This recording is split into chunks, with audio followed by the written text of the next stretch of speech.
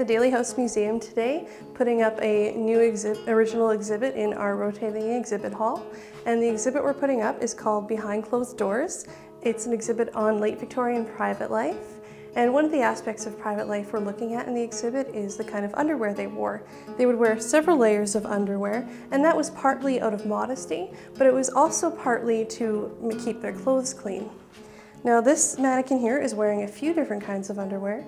See this little shirt she's wearing here? This is called a camisole. At one time they wore drapey one pieces called chemises, but they started wearing camisoles more often because they were very light, but they still covered up their corsets.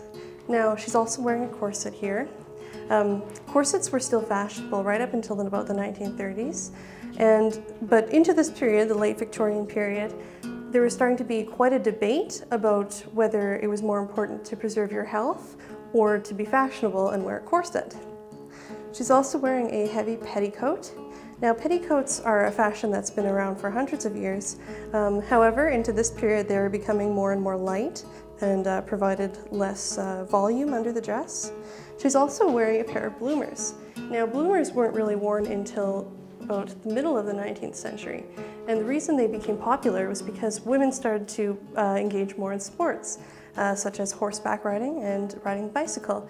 And Queen Victoria herself would actually be seen riding a bicycle with her daughters all the time. And she was the height of fashion, so they became much more popular.